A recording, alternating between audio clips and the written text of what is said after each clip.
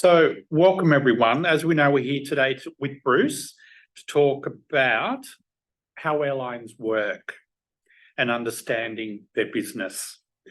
Please note that this isn't about the current airport redevelopment or the runway works. It will come up during the conversation, but that's not the key pointers for today's discussion. If you've got any questions, please don't hesitate. Drop us a message. Gemma's monitoring, so she'll be able to forward them on. And as you heard, we are recording this, so we'll be able to play it back for people that have missed it today. So welcome, Bruce. Thank you. Welcome, everyone. So let me just hit the share screen.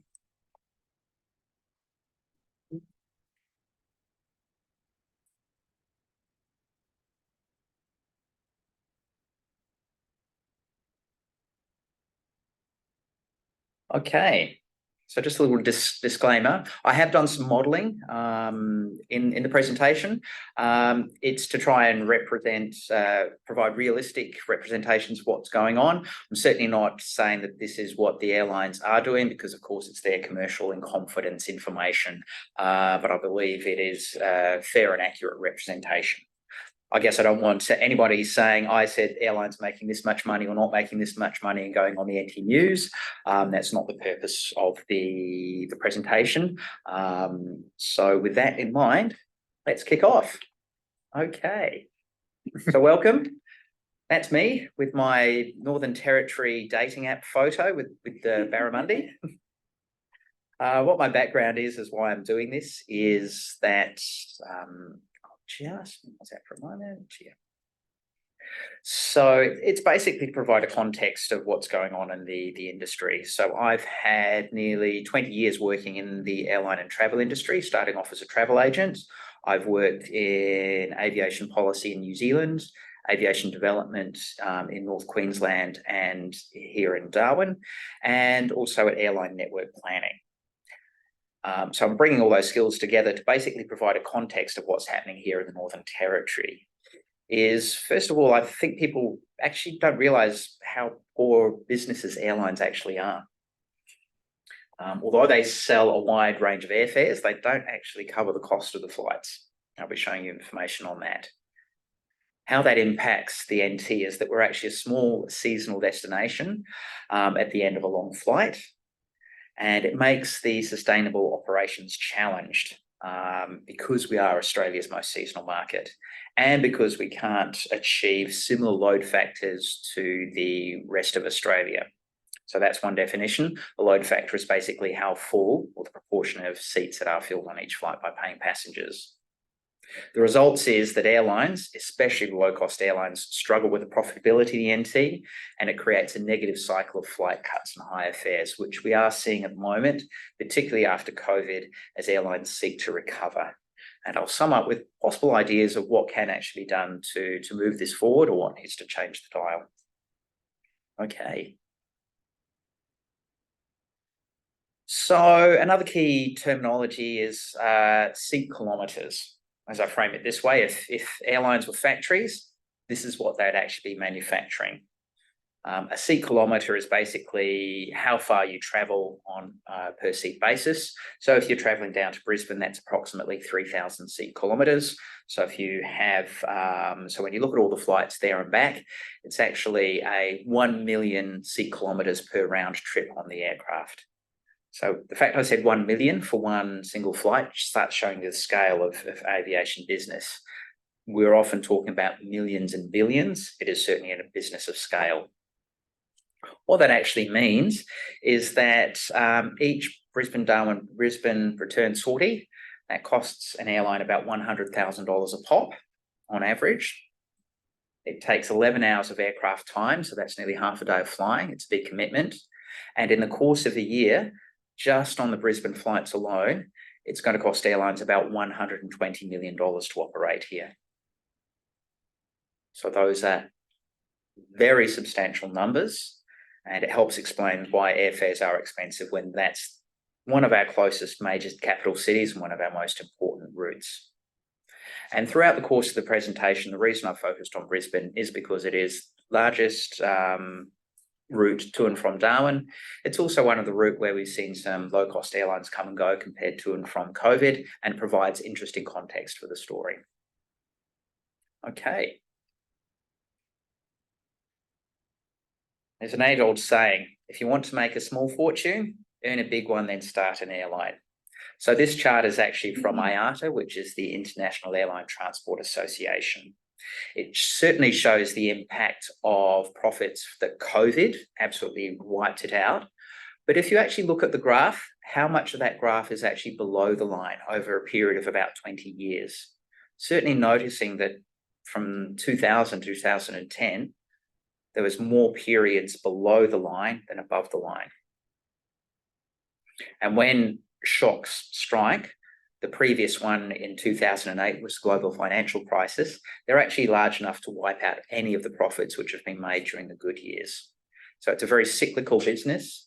The rate of returns, as you can see there, they're hovering about 5%.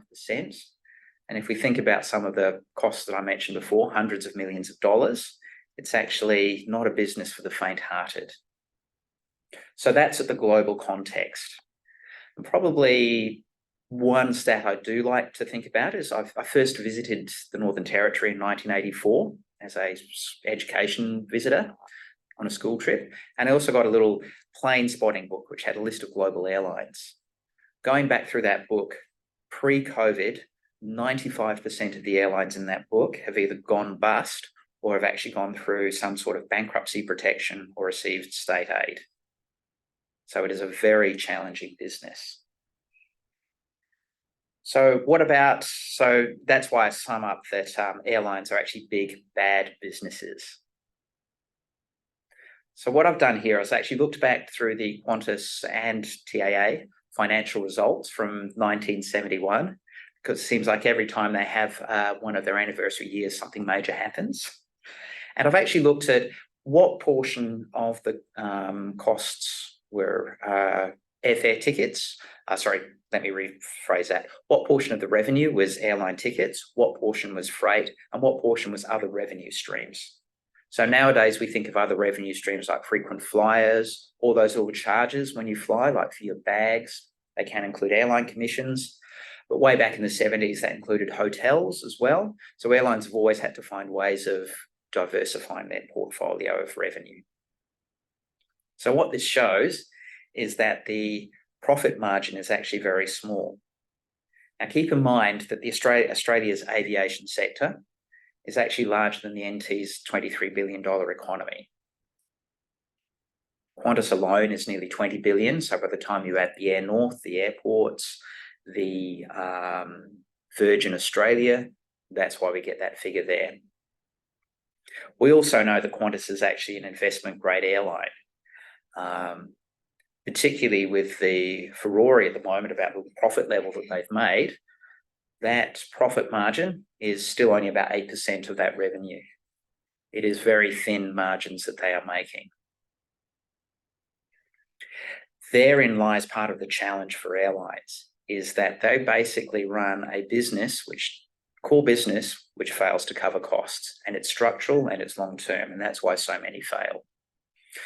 So I'm just saying that just to help contextualize how airlines will be viewing the world, and what people like myself would have been looking at when we were in network planning is how do we actually make the flying business profitable?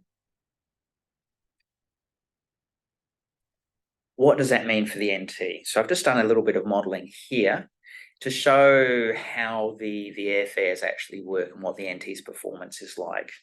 I know there is a lot of focus on high airfares at the moment, but when you actually model what happens over the course of the year, you'll see that airlines can actually make money during the dry season, but then during the wet season, it gets wiped out. The reason for that is that airfares drop, load factors drop, passenger volumes drop. So again, there's that real boom and bust cycle. What's also interesting though is that if you look at the green lines, which what's happened on the Brisbane-Darwin route post-COVID, is yes, airfares have actually gone up by an estimate of about 20% after adjusting for inflation. Reason for that includes a reduction in competition. Tiger Airways has exited the route. So now they're probably breaking even on the route. after a 20% fare increase. I'm not saying that the fare increase is necessarily the right thing, but if you're in a business operator, it is your job to actually create sustainable flying.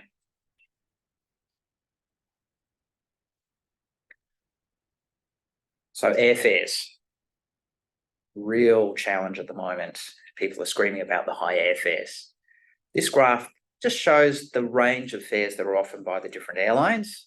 So little airline code to make you, if you're at the airport and you want to sound like you're in the industry, often refer to the airlines just by their 3-letter codes. Of course, JQ is Jetstar, VA is Virgin, and QF is Qantas. So what you can see, there's actually quite a range of airfares on Brisbane to Darwin. They range from a lead-in fare of $133, which was around before Bonza came in. So those sort of fare levels have always been around, up to $2,932 for a last-minute business class fare on Qantas. But when you actually look at the ratio of how they're sold, on average, about 90% of the fares are actually sold below cost. So what that means is if you're selling a lot of your product below cost, that has to be offset by very high fares at a high cost level. And that is why we see people thinking that they are being completely ripped off if they normally pay $300 fares, suddenly having to pay about $1,500 fares. It is perfectly understandable why people feel that way, but it is the way that the airlines have to balance out the revenue to cover those costs. Because what happens in airlines is that every single empty seat or every single low price seat actually needs to have its cost covered. And that's why the 10% of the market paying above average fares is so critical for the airline business. And the other observation, just looking particularly at the Qantas fare profile, what that looks like with that tail quite shallow and then going away, that comes down to the concept of elastic and inelastic demand. Is we often hear, well, why don't you just lower fares and that will stimulate demand? Is yes, it will, but depending on which type of market you're traveling on, lowering fares might not actually end up dealing with the positive results for the airlines, because if it's an elastic demand, that means a market which is actually responds well to price changes. You know, a small lowering of fares can actually lead to a net increase in airline revenue. But if it's an inelastic demand, lowering your fares doesn't actually necessarily increase your revenue. Inelastic demand might be something like business travel. What will happen is if the fares are lowered, people will simply downgrade the airfares and the airlines will actually see a net revenue loss. That applies to any sort of business. You know, you could be in hotels. That's another example of where there's similar sort of trends. Another example of an inelastic demand product is something like petrol. So if you think about it, just because the price of petrol will halve, that doesn't mean you're going to necessarily double your driving. You'll take that money and put it elsewhere. Okay. So this is where we start looking at what the forward fares are. Again, I'm just focusing on the Brisbane to Darwin route. So on the 17th, I looked at Google Flights and I got all the fares best available on each day. And it starts showing some of the patterns that we see going on in the route. And we can bring some of those concepts together. So the blue section is where there are the runway works. The little red Christmas light section for the peak Christmas periods, as everybody always complains about the price of fares departing Darwin at Christmas time. And then we've got the green periods outside of those. And then down the bottom, I've just got actually marked when the cruise boats are in town. Again, and we start seeing some interesting things. So first of all, the runway works is, yes, there is some impacts from that with airlines having to reduce the capacity. So airfares do go up to cover those costs. You also notice that if you look down the X's at the bottom, the days immediately around the cruise boats also cause spikes in demand, as you've got potentially thousands of people trying to travel to and from Darwin. And that causes some of the fare spikes as well. The other real observation is at Christmas time. You'll notice how the fares departing Darwin really do spike, but the inbound fares, which is the line, they're actually a lot lower, and they're consistently lower. I mean, some weeks and lead up to Christmas, you can fly to Darwin for about $155 from Brisbane.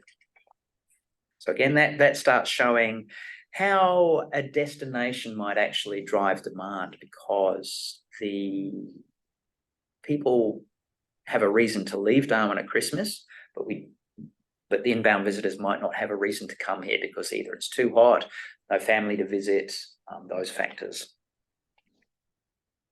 Next slide here, covering off that concept. See, airliners travel is actually derived demand good. That means the demand comes from why people are traveling and the destination. Again, it's a bit like petrol, is people don't buy petrol simply to drive around in the car. People don't buy airline tickets to fly around in the sky.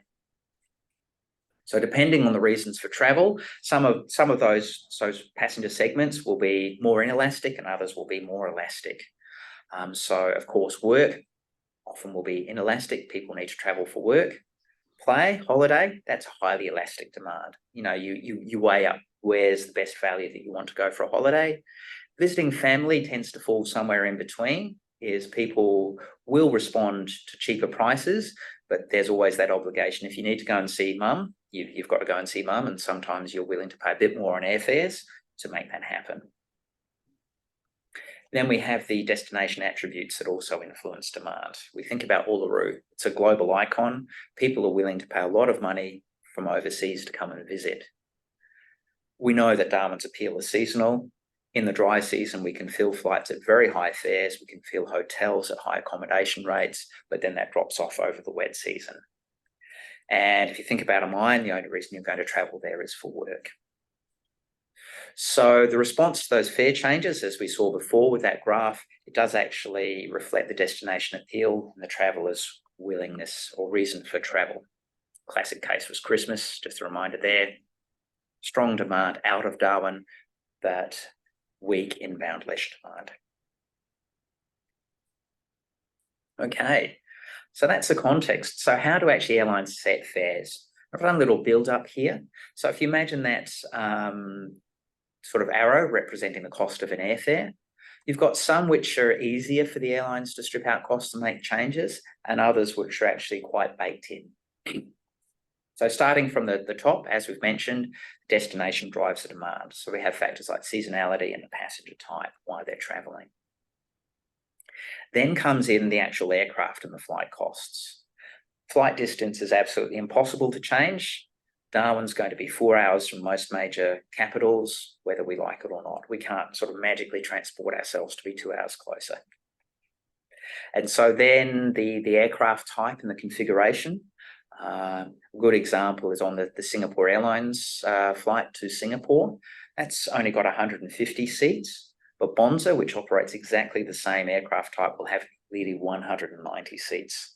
So Singapore Airlines has such a low seat count because it puts beds in business class, and it provides a little bit more legroom in economy.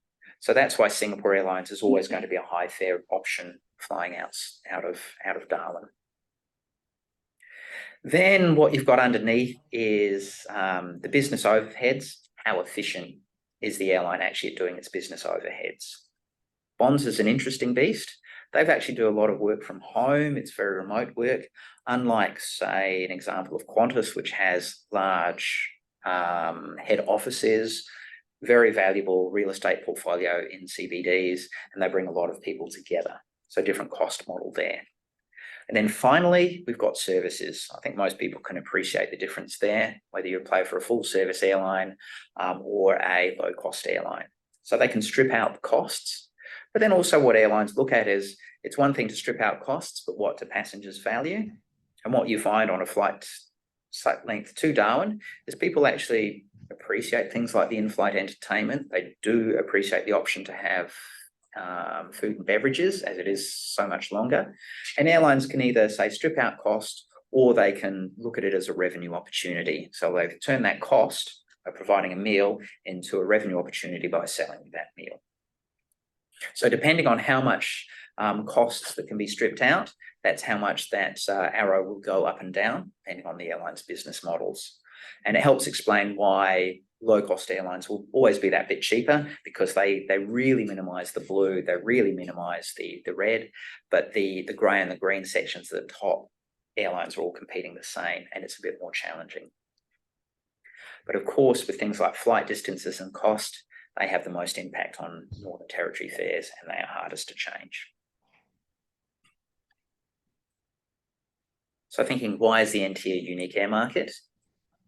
So first of all, the distance. The average sector on a flight to and from the NT, this includes Central Australia as well, is 2,200 kilometres. That's nearly 3 hours, and it's twice the Australian average. That, as we've seen before, that's a high cost and a lot of aircraft time.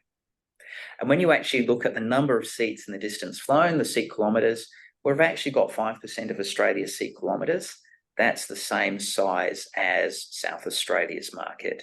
So we've got 1% of the population, 250,000 people, supporting 5% of Australia's airline networks, versus 6% in South Australia being supported by nearly 2 million. And as the graph shows on the right, we've got the biggest swing between wet and dry in the country. So the dotted lines are actually what happens across the rest of Australia. Yes, there's a bit of a seasonal swing between basically summer and winter, wet and dry. It's only a few percentage points. If we look at the NT, first of all, we notice that even during the dry season, solid line, solid black, we're still a bit below average. We do struggle to fill our seats, but then during the wet season, it really drops off. And that swing is why we see the fares and that profitability profile really dry up during the wet season.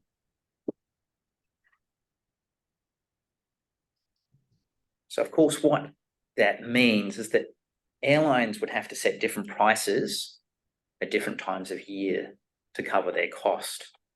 So during the dry season, middle of the summer, if we're looking at Darwin to Brisbane, at a 75% load factor on average, airlines would actually need to recover about $351 per passenger. During the wet season, that goes up to $408. I think as we're aware, during the wet season, as we saw with the graph, the prices do go down. So if you like, what the airlines have to charge goes in completely different direction to what the market is willing to pay. And that's why the losses are so large during the wet season. What we actually see tends to reverse is the airlines will charge a lot more during the dry season to offset those losses in the wet season. So it's almost like those numbers get flipped if we think about the average prices. I think the other thing to note is when we're looking at those fares, I hear a lot of people expressing outrage that they're paying $300 for a one-way airfare. It is still actually well below what a reasonable cost is for airlines to actually fly those routes. So I guess we might need to consider what is actually a reasonable fare for flying what is basically intercontinental distances, 6,000 kilometres round trip. Again, just that reminder of this is how they perform with that fluctuation when the average fares drop, often by up to $100 difference between the wet and the dry season. Again, thinking back to that difference between the wet and the dry and the load factors, overall, the NT is consistently one of the weakest markets in Australia. On average, 1 in 3 seats goes empty. Now, I know what you're thinking, but every flight I go on is full. What I would contend is, unless you physically go around and actually count the number of empty seats, like an AvGeek analyst like myself would do, people are actually maybe less maybe they're not good at judging how many empty seats there are on an aircraft. And it also means that it's a bit like driving on Tiger Brand Drive, because more people travel at peak times than they do at off-season times. If you only ever travel on Tiger Brand Drive, you will only ever see it when it's full. You might not see it at the less busy times of day. Of course, this is over the course of a year. So I think, as was shown with that Christmas demand, is the flights are full going out, but people won't see how empty the flights are coming up to the territory. So that's where we get those numbers out. It also shows that basically the numbers have actually stagnated for quite a while. One reason for that is because of the amount of accommodation that we have here in the places like the NT, that actually acts as a cap on how many passengers an airline can bring here. For example, I was looking at Alice Springs, and the number of hotel rooms in Alice Springs, when you look at the average length of stay, can only support about 3 737 flights. So for those who don't know, a 737 is typical of the type of aircraft that is used by Virgin, Qantas and Bonza, and very similar. Jetstar operates a similar sized aircraft called an A320. So again, that interaction between destinations can actually start putting caps on the amount of travellers that go through. So the proof is in the pudding is, well, it's all very good and well for me to say this is what's happening, but what are the airlines actually doing? So that is this graph actually shows the business decisions which airlines have made regarding the Northern Territory. So if I'm looking at the period of the past decade that relates to that last graph, you'll see that we've got two little red dots, which is the Northern Territory and the ACT. Those are markets which have shrunk. And you look, they are between 65 and 70% load factors. If we look at the growth markets, the standout is Tasmania. That has the highest load factors, nearly 80%, and it's had 44% seat growth. And the size of the dot, that reflects the seat kilometres. So you can see NT's red dot is similar in size to South Australia's little green dot. And the big states like WA and Queensland, they're also very large dots, even bigger than New South Wales and Victoria. Again, simply reflecting the long distances that you need to travel to and from Queensland or within the states. So the airlines are actually speaking with their business planning decisions. Low load factors do result in seat cuts. So it's not a territory factor. Well, it is a territory factor because ACT is a territory, but it's not a territory factor unique to us. And what's interesting is actually one reason Tassie's experienced such growth, it's actually changed its profile from being a cold destination to a cool destination. It's the sort of place that everybody wants to go to. So what's driving those changes? I know lots of numbers. I think just look at the commentary is actually those 4 states at the top, they've actually had increased flights. What's interesting is South Australia and New South Wales. They're both airports with curfews, and Sydney's really curfew constrained. Actually, they've actually increased the size of the aircraft flying through there. So they've had to deliver the growth through larger aircraft. ACT, they've slight reduction, but then they've actually experienced quite a lot of cuts on the Sydney to Canberra route. But if we're looking at the Northern Territory, we've had flight cuts and smaller aircraft coming through. So smaller aircraft include things like the swaps from Qantas, deploying E190s up here in Darwin. And that has an impact on flight costs as well. So smaller aircraft actually mean the cost per seat kilometre, which flows through to airfares, is actually quite high. So I've got this little graph. I've gone back in time for those who are old enough to remember Ansett. If you actually look at the fuel use per seat per hour, is that those blue ones, which are like the E190s and the E175s, which are flown by Air North, their fuel burn is actually the same as what was back in the 1980s. That does have an impact on costs.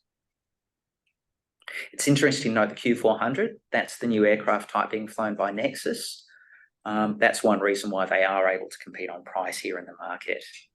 But the good news is if we're looking at the orange bar, we've got the A321neo, which will be, and the same as the 737 MAX, substantially better at the fuel burn.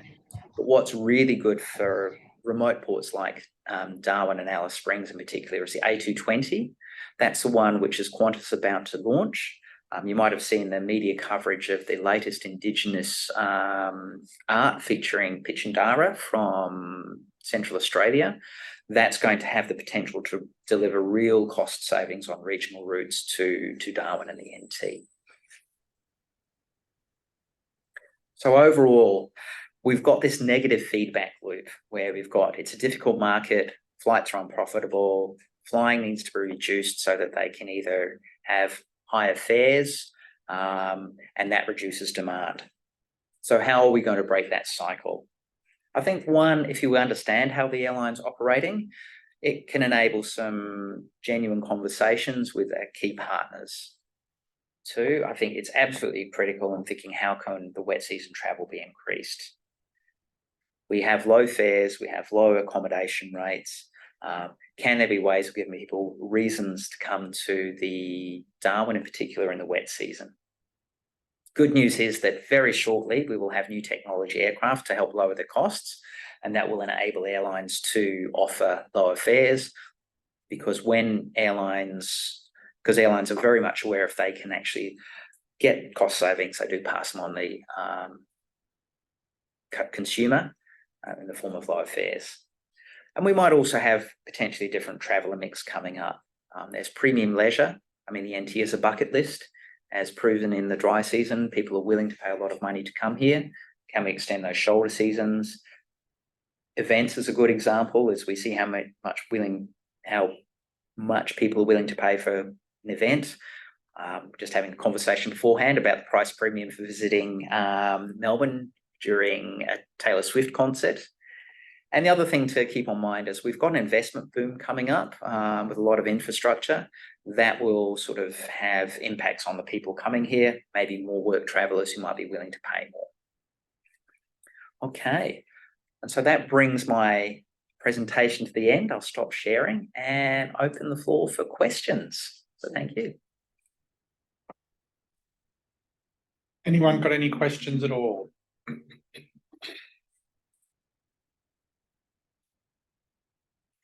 Nothing in the chat. Nothing in the chat. Thank you for your time, everybody. I hope that. Lydia's put her hand up. Oh, sorry. You should be able to unmute yourself, Olivia. Can do it here. Oh, unmute. How do I unmute? Do it themselves.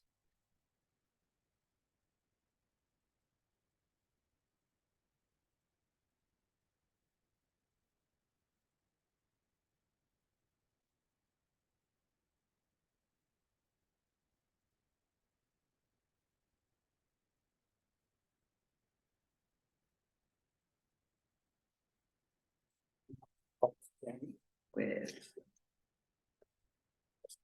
I already. Where was the box?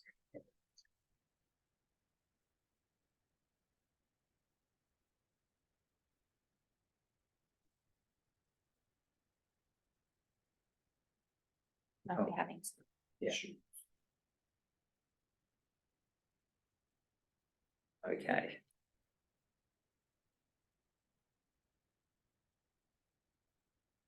They brought up the box, allowing people to unmute.